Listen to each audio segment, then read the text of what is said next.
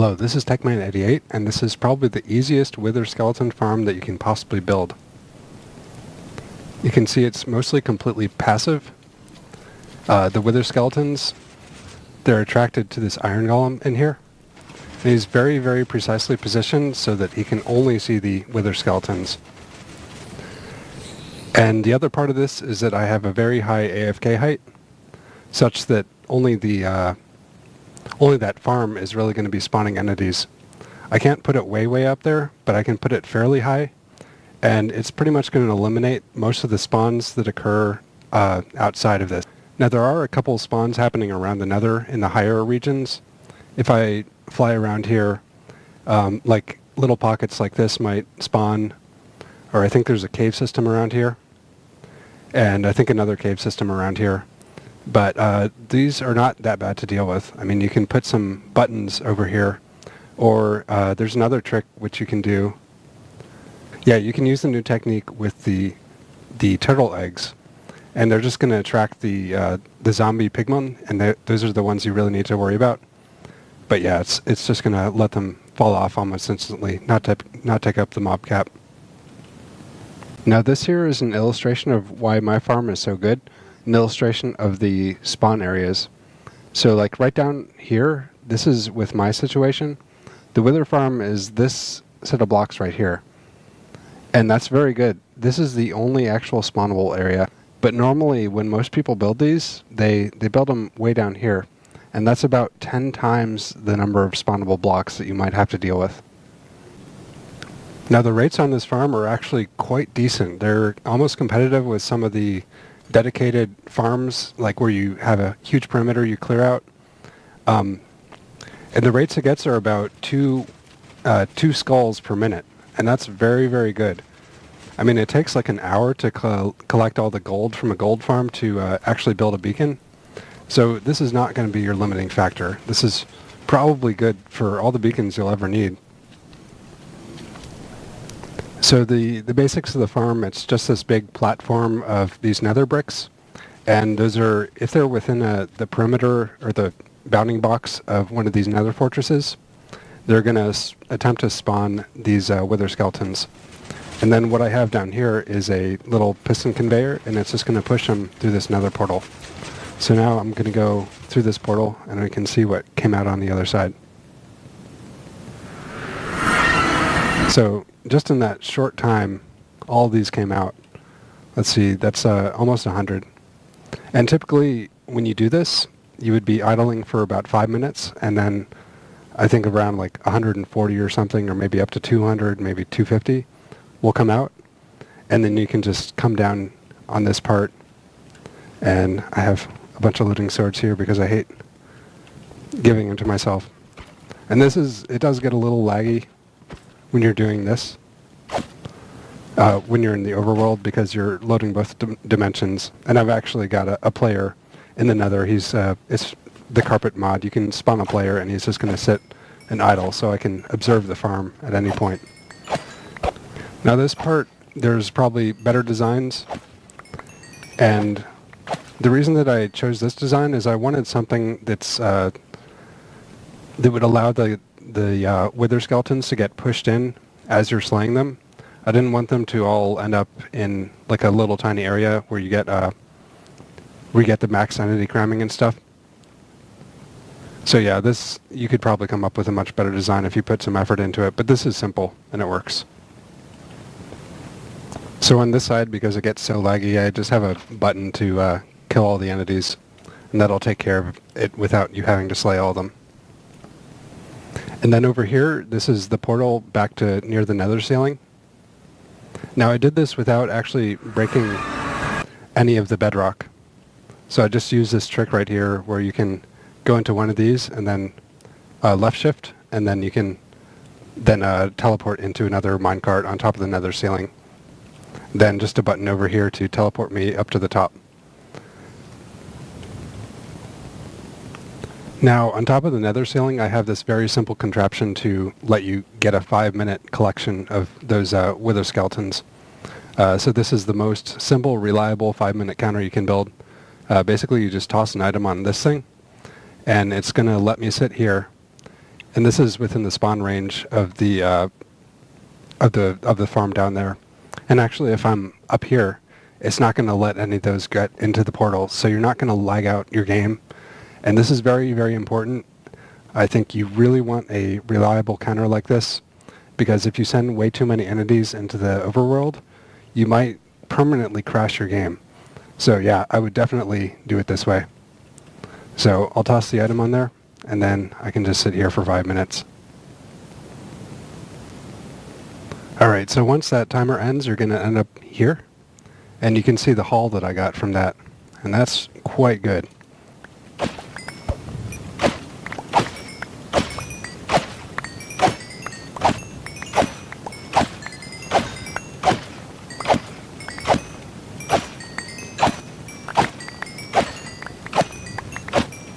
Alright, so in total from that I got about 8 Wither Skeleton Skulls, and I think it was actually more, but I was accidentally in creative mode. Didn't have my inventory quite clear. So based on the drop rate, that should have been about 16 Wither Skeleton Skulls from that. Now back to the farm itself. I'm going to try and cover as much as I can, which I can remember. But if there's something I missed or like a block you don't understand, just leave a comment and I'll try and answer that. Now probably the hardest part of the farm to design was to find the perfect combination of things for this golem to stand on and things to limit the eye viewing area. And the two that I found were these enchanting tables and the sea pickles, 4 sea pickles exactly. Thanks to Raiseworks for actually noting that these are just a tiny bit higher than like 3 or 2 sea pickles. One important thing to note with regard to these view blockers right here is that it's actually the visible model that matters and not the bounding box. So, like if I stand on the snow layers, 6 snow layers to be exact, it's a tiny bit lower than if I stand on this enchanting table. But these actually affect the viewing the same way. So you could replace the enchanting table with the 6 snow layers, but I think if you're building one of these farms, you probably don't even care about how many diamonds you use to build this. And I think it looks quite a bit cooler to use enchanting tables, to be honest. Another thing is, why do I have these cacti here? And it's actually to deal with these size 1 slimes, so I can summon a whole bunch of those. And the problem would be that if there's a whole bunch here, they can actually start blocking these wither skeletons from getting in. But when I have the cacti here, it's going to break them up. And you might think that maybe this will increase the entity count, but what I found just from a lot of testing is that it actually is better to have the cacti here. Even though it means that I don't have as much freedom, like I can't place blocks down here, because I'll break the cacti, it's still better. The small magma cubes can make it in here, but the iron golem is going to kill them pretty quickly. The medium magma cubes can't make it in here, and they'll eventually get broken up by these cacti or just despawn. They don't matter too much. I'm just spectating as the iron golem, seeing what he kills. It's not too interesting, all he is bait. And this is also why I think this is humane, because, you know, it's the Wither Skeleton's choice to come over here. I'm not forcing them, I'm not pushing them with slime blocks. He'll just sit here and he'll be bait. I mean, it's their fault for coming over here, acting aggressive and all that. Now, I came up with another way to deal with those slimes, but unfortunately it has problems. Basically, I have that iron golem set out there, and his eye height is set such that he can really only see these medium magma cubes. And these pretty much instantly see it, and they track him, and then they can fall down in this hole, and they'll be dead. Now, the first problem with this technique is that if I summon a magma cube, like right here, he's not going to see it because he's blocked by this cobble wall. And by the way, the cobble walls here are to prevent the large magma cubes from spawning. Just another trick from Nimon. So that's one problem. You can try and deal with it like this. You can put this up here, but then that introduces another problem. So, like, if I try and summon a wither skeleton over here, like, occasionally it just has a lot of problems trying to get through these blocks right here. Like, this eliminates the visibility problem. This can see the slimes down there, but it introduces new problems, and I didn't feel like it's really worth doing it this way. Even though it's kind of nice, I just don't think it is. Another thing I have going on is just a way to eliminate all of the zombie pigmen. They'll be attracted to these turtle eggs, which is, of course, a 1.13 feature. So if you're trying this in another version, that's going to be one of the numerous things that you'll have to test. But this actually increases spawn rates quite a bit. And you can harvest these with a silk touch pick, apparently. So you don't need to spawn or get a turtle to the nether, which would be quite annoying.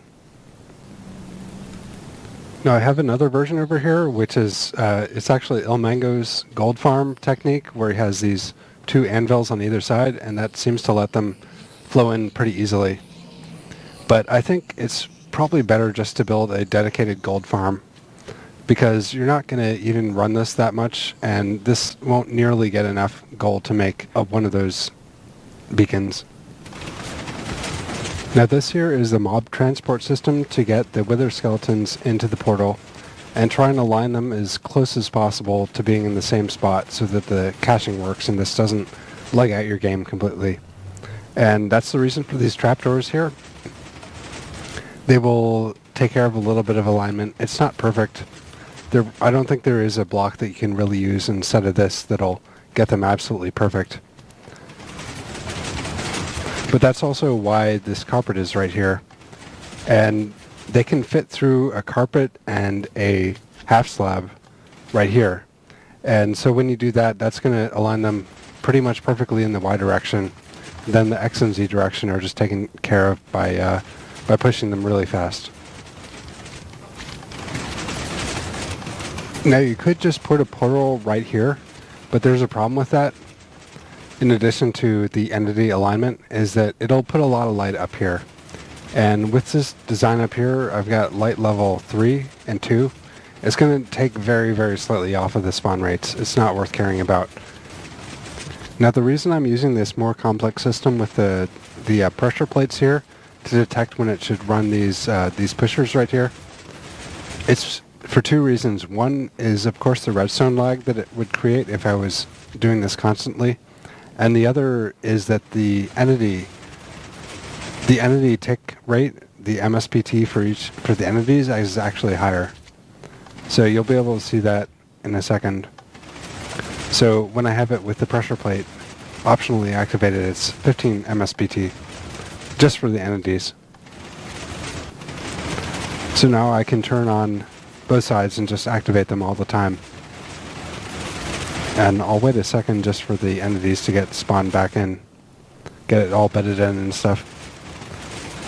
Then I can run the same command, the tick health command from carpet mod.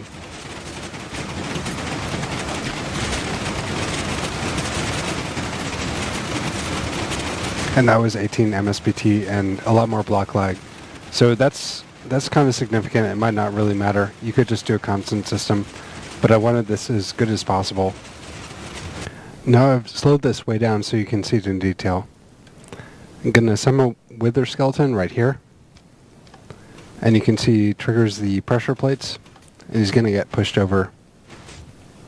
And the thing to note about what I did here is that the piston over here and the piston over here trigger at the exact same time. And that just seems to work. Something about the way the entity processing works makes it actually get into the nether portal. And again, the carpet mod is invaluable for this kind of testing. Down here I've got some command blocks set up to count the number of entities going through the portal. Like this one right here, it's going to kill every entity that goes through the portal.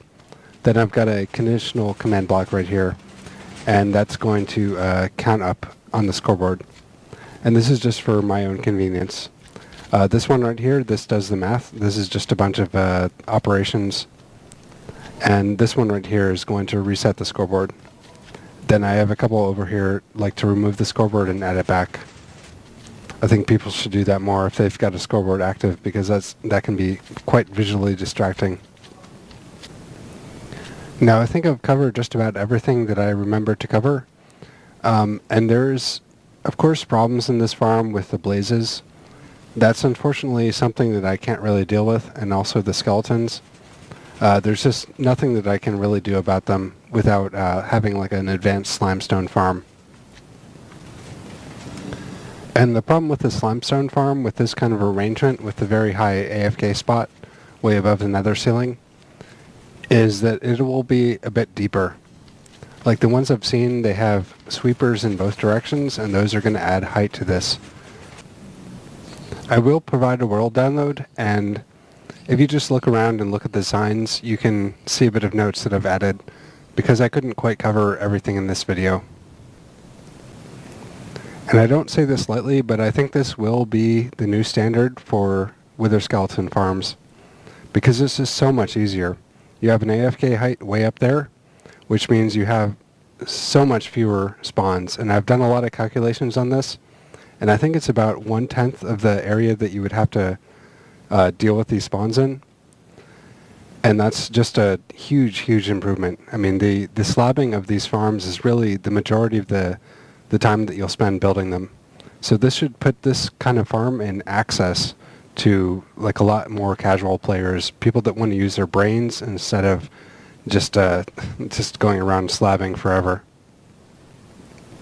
Now the last part of the video, I actually recorded this before, and I might add more stuff to it, but it's about the process of actually finding a good location. Like if I move a couple blocks in some direction, that might make it much harder. And that's why you have to do a lot of testing in creative before you actually build this. So like, don't go straight into your survival world and think you can just build this anywhere. You have to test it in creative. I can't stress that enough. Now I'm going to take you through the process of how you actually design this. So I'm going to create a new world with the same seed that I want to build this in.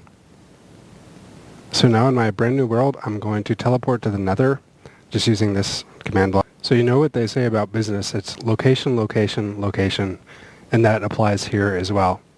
So you're looking for a nether fortress with a specific kind of formation. It's kind of like a biome in a nether fortress. You want to find one without any spawnable spaces way up here.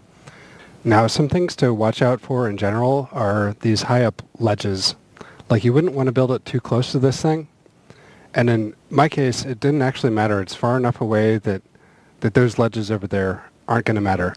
You also want to come above, just in spectator mode, and you want to confirm that there aren't a lot of spawnable spaces up here.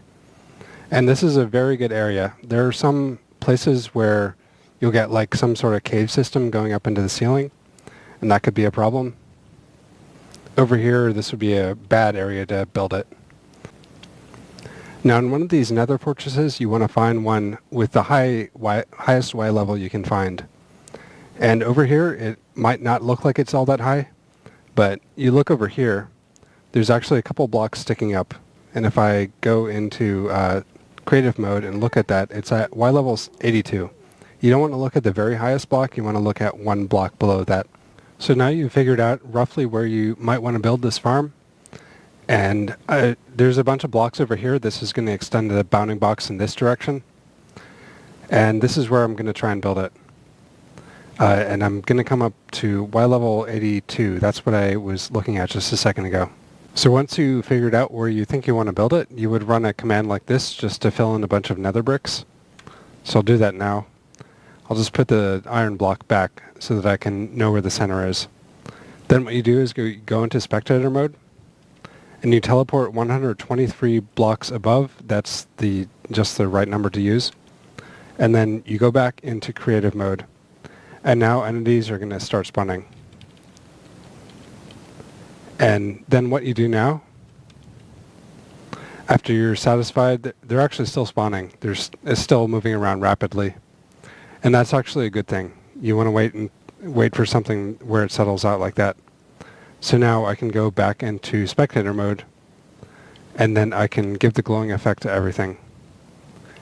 And then I can come down, and I don't want to go back into creative mode for this part. and I can see everywhere where entities are spawning.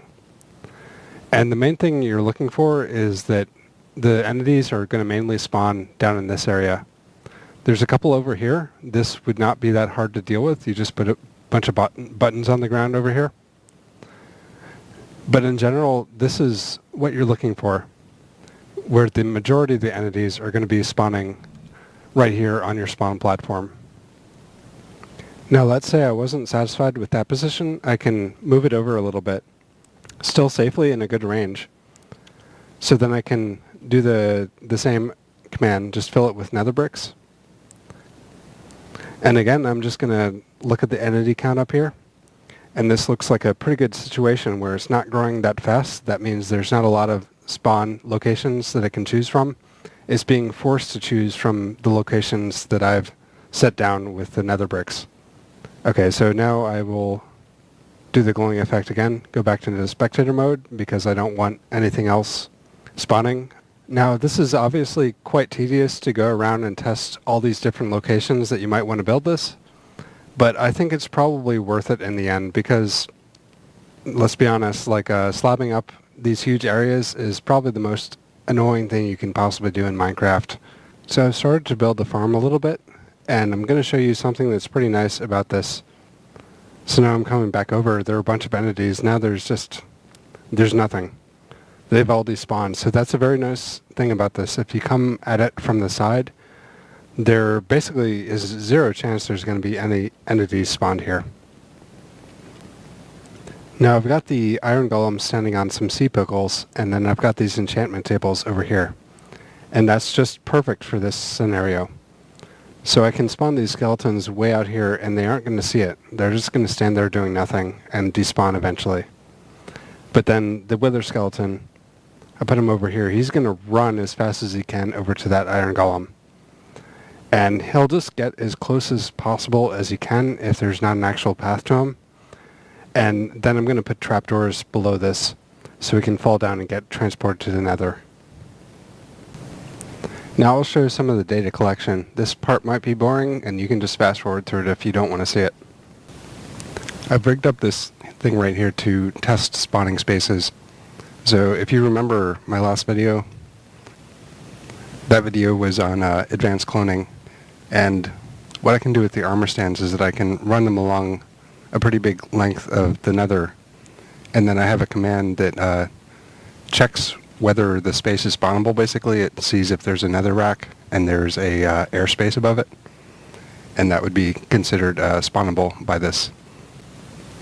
So what this is going to show is that above about layer 107, you really don't need to worry about the spawnable spaces because there basically are hardly any at all. There's a couple pockets here and there.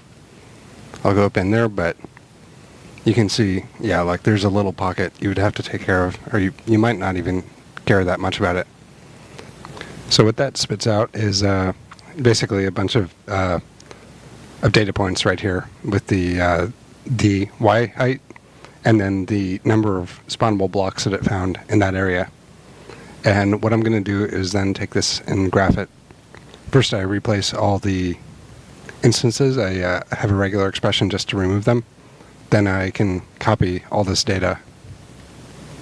What you can see it graphed out, the x-axis down here, this is going to be the layer.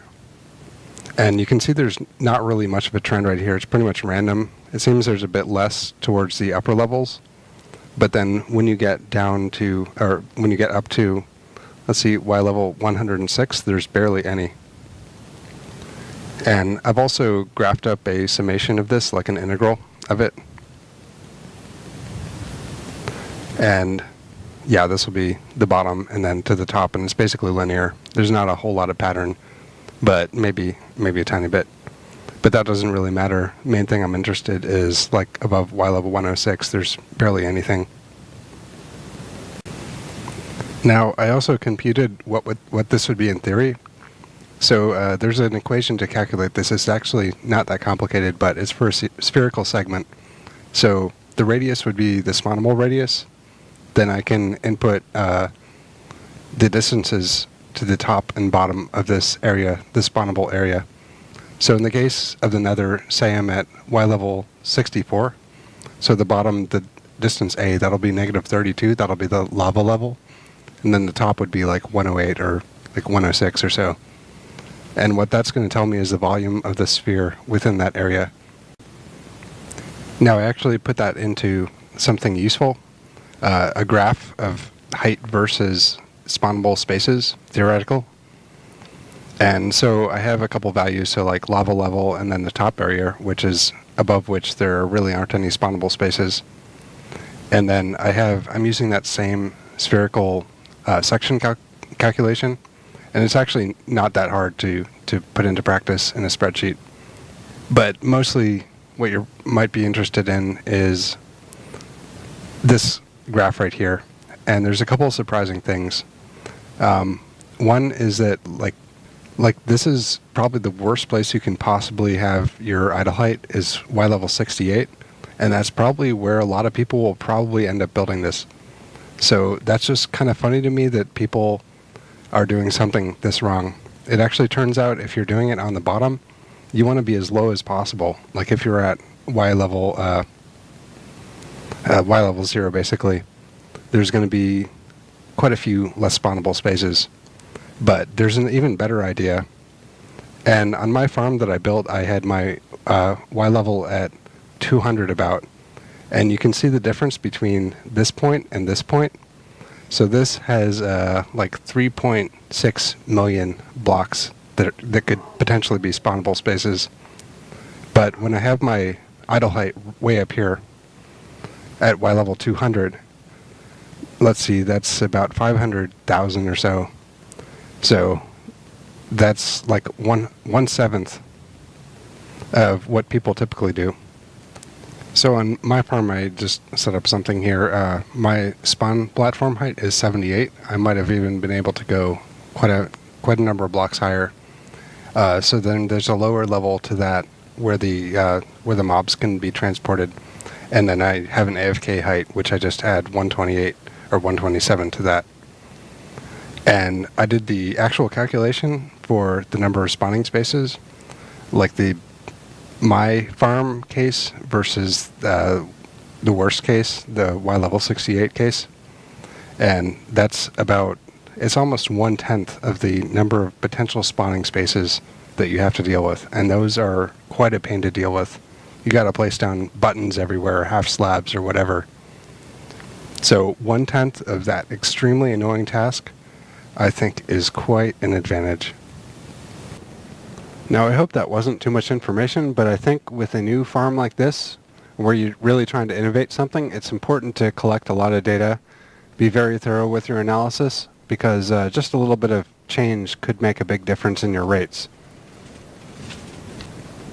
And if you do actually build this farm or make an improvement on it and make a video about it, just let me know. Just leave a comment down below.